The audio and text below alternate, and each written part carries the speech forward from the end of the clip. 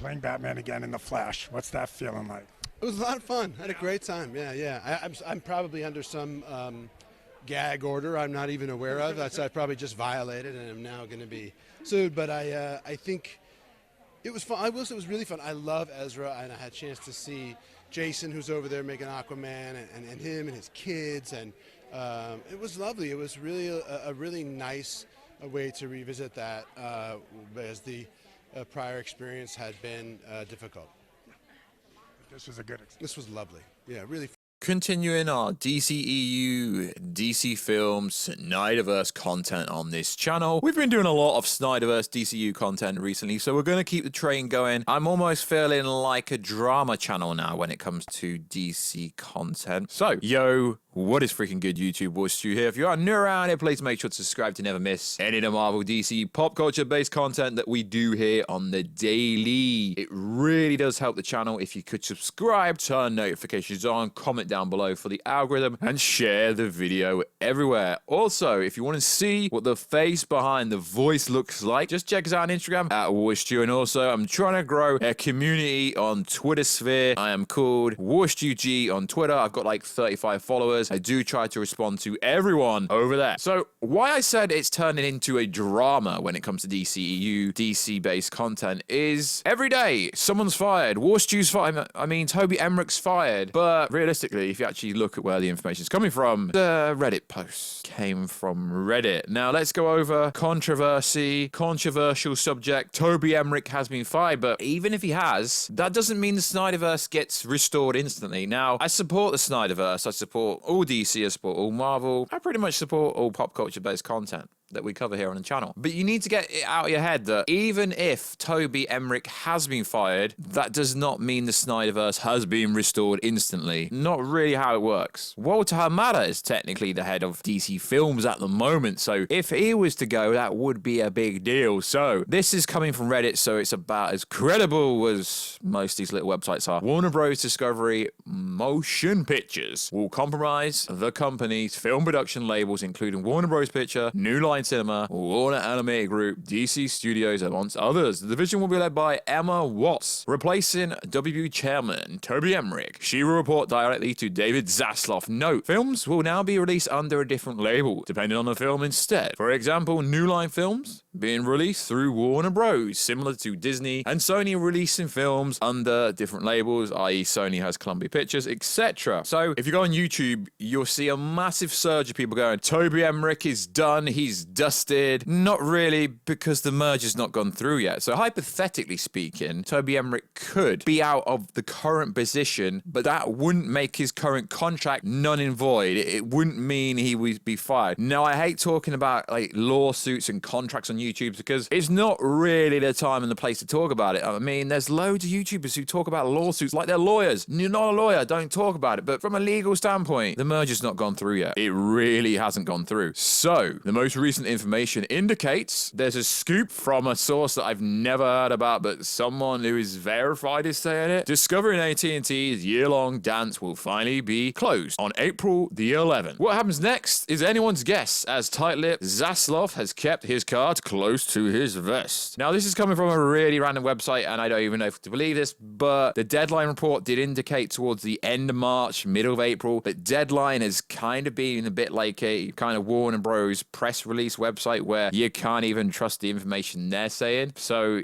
it's a bit unclear, but it could be closing on April 11th, and that would be fascinating. The article itself doesn't really say a lot if you go into it. It just essentially says that Zaslav is keeping everything close to his chest. Well, he has to, because legally they don't own anything at the moment. And yes, he can pre-plan the changes he makes to the new board, compromise of people from his side and people from AT&T, etc. But legally at the moment, it doesn't really mean much. The SnyderVerse does not get restored on April 11th because the SnyderVerse never went anywhere. I don't know how many times I have to alliterate this to you guys. The SnyderVerse is not going to be restored when the merger's finalized because the SnyderVerse didn't go anywhere. Now, Toby Emmerich going out the door, getting kicked out, well, his contract's up anyway soon, so that's going to be the case anyway. The same with Anne Sternoff. She will be gone in the next few months or so anyway, regardless to what position she gets in the new company that's formed, but you need to remember it's a merger with Warner Media. It's not a merger with Warner Brothers. And something that a lot of people don't seem to realize is Zack Snyder got the blame for messing up the DCEU with a lot of these anti-Snyder fanboys because they're a fanboy of being anti-Snyder. Realistically, the problem with what happened with the general audience not liking the SnyderVerse is actually due to 4 people, allegedly. Jeff Johns, Ann Cernoff, Walter Hamada, and Toby Emmerich. Nothing to do with Zack Snyder. If they left Zack Snyder just to play out what he wanted to do,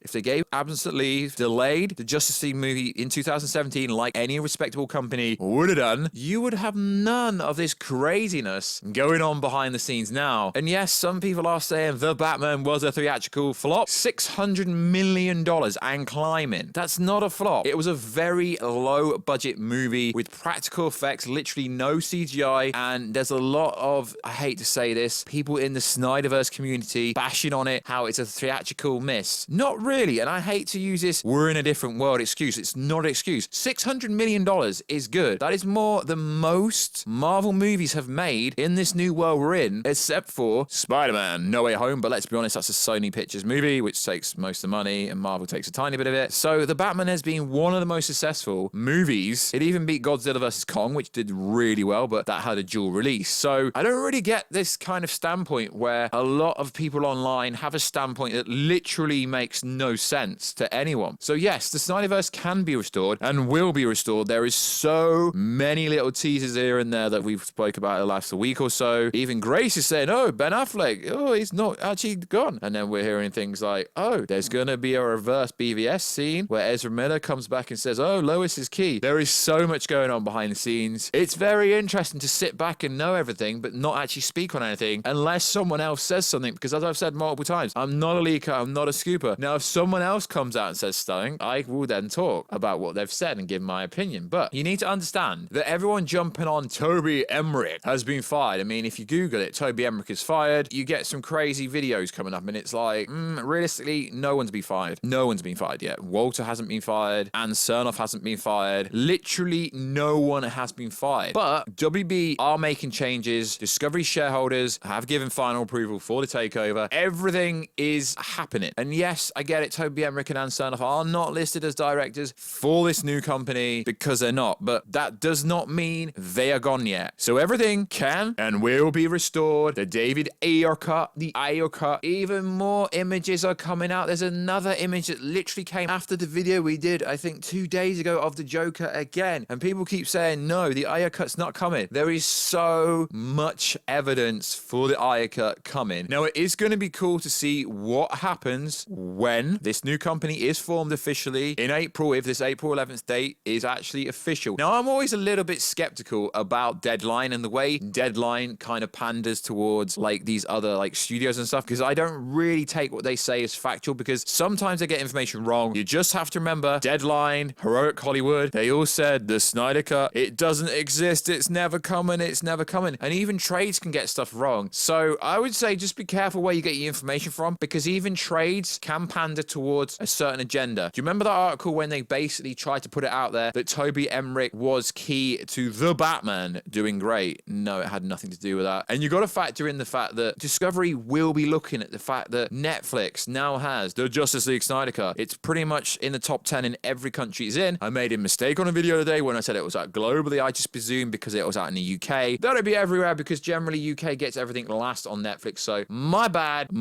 See, if I am wrong, I will redact it. I will say I got it slightly wrong. I honestly think it's a really cool time to be a DC fan, because not only are they growing the Batman universe, the Batverse with Matt Reeves, with Real and the Joker, we're getting the Arkham Asylum stuff. We've also got Black Adam later this year. We've got Shazam 2. We've got the Flash movie coming, and if they do a bunch of reshoots, you know everyone's going to say. And then we've also got Twitter scoopers saying stuff like this. I'm extremely sorry to do this to you all, but I'm going to have to bow out of tomorrow. Ask me anything, and my DC article has been pushed 2 weeks. You you all know I love doing what I do, but just taking 2 weeks off to recharge so I can deliver quality content. Snyder DC News pushed 2 weeks back. Now, that's fascinating. And then we've got all the Peacemaker stuff to do in season 2 of Peacemaker. It's freaking awesome. James Gunn has tons of unused footage from the Justice League Peacemaker cameo role. I wonder why, because they weren't allowed to use Batman. Ezra went on, I'm not kidding, for literally 16 minutes. He said a lot of extra stuff. So, yeah, some things were cut. We know that Superman was supposed to be in that scene. We know that Batman was supposed to be in that scene. So much external stuff happening behind the scenes. It's a fantastic time. So like I said, guys, I didn't really want to make this video about the Emmerich stuff and